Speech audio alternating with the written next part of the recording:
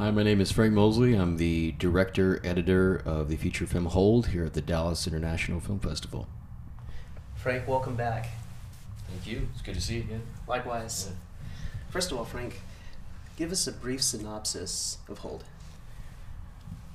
Brief synopsis would be basically is the story of a young couple, and they're newlyweds, and they're kind of at the prime of their suburban peaceful life. And one day, while the husband's off at work, the wife gets raped by an intruder.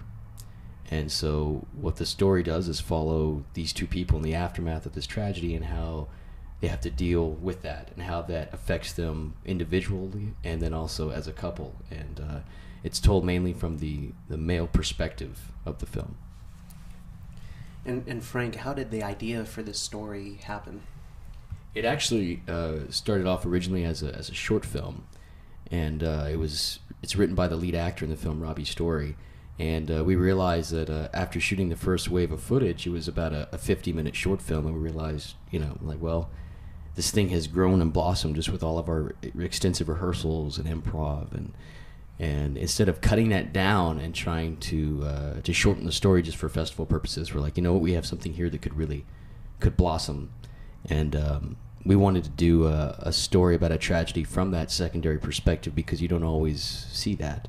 And so Robbie and I kind of fleshed out the outline together after his initial concept, and then he wrote the script pretty quickly, and we had that first wave of shooting, and then once we had that edited, we actually had a little break, and then wrote the second wave, and then made it into a feature film of 85 minutes right after that. So,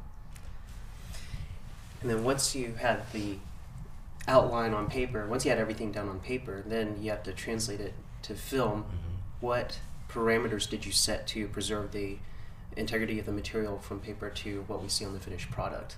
That's interesting. It's a good question.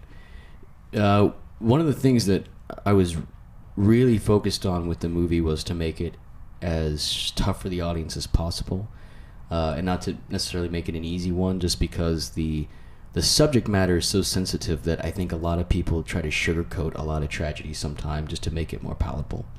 And we didn't want that in this case. So when we had the extensive rehearsals and as we were working with the material, we played a lot with what could be done with silence with the actors. And then from a visual perspective, how to isolate them as much as possible to really make the audience feel claustrophobic, like they're stuck in that house with them. So a lot of that was just me planning shots with our great cinematographer, Ron Gonzalez, just working together to try to mess with depth of field and to preserve that sense of isolation for the characters. I'll let you hang on to the mic so that way you can interview me. That's right. All right. Turn the tables in a second. Exactly. So then let's go into the details about the technical aspects, because there were some unique approaches that you took with this one. The shooting style, the real time. Tell us more about that. It kind of, in wanting to try to show like the toughness of this experience for the characters, I wanted to do most of the film in probably a ratio of about 1-to-1 in terms of shot to scene ratio, which makes it really tough for the crew and the cast because they have to nail it every single scene. And so you have the actors have to have it perfect, and the framing's got to be perfect. And I wanted to kind of give it a sense of, by using one shot per scene, not only a sense of real time, a sense of theater, of a live performance that you're seeing there actually happening without any interference from the editor with actual cutting, but also to give it a sense of tableau. And so it's almost strengthens the idea that these characters are stuck in this purgatory and they're kind of frozen in this house, and they're iced in, they're boxed in. And so we messed a lot with the real time, like you said, and especially with the depth of field with the film. A lot of off-screen noises, and because we wanted to play with the idea of these peripheral characters, how it's so much focus on their own tragedy and their own lives that nobody else can really get in to help them. And so that's why all the supporting characters are basically really brief, and then when they do pop up, it's always still edited around the main characters, because it's really about their reactions. That's the important thing. Right, and so clearly you were very intentional about shooting in that method because you knew the kind of results you were looking for. Mm-hmm. But in addition to that, what surprises happened as well from that approach that you didn't previously anticipate? That's a That's another great question, actually. The thing that surprised me the most was how it made me as a director grow and pay attention to. And I don't know if you've ever done this, but have you ever watched a movie with the sound off and just watched it visually to see if it's coherent, if it tells a story, but then also do the opposite, to where you just listen to the audio and you actually listen to the audio of a film, of a scene, and see what kind of inflection the actors' voices give and what that does and what that hints at. So what it made me do was get into directing a scene, let's say at the dinner table with the parents, where they're having this card game night with the family, and most of it's cut around Robbie Story's perspective on his face.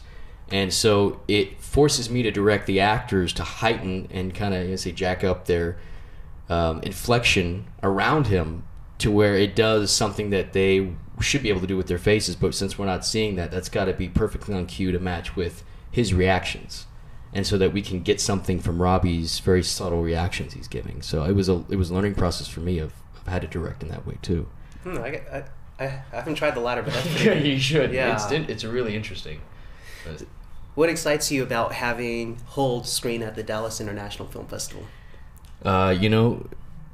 DFW is my hometown, and I'm just extremely happy to have it be welcomed here with open arms like we've had, because everybody's been really, really great and really gracious, and I couldn't ask for kind of a better homecoming, because I've done shorts that have played throughout the United States, but this being my first feature film was a really big deal, and so to have it premiere here at Dallas was really nice, especially the fact that I have a lot of friends who have films that are at the festival as well, so it feels like we're at summer camp or something. It's great.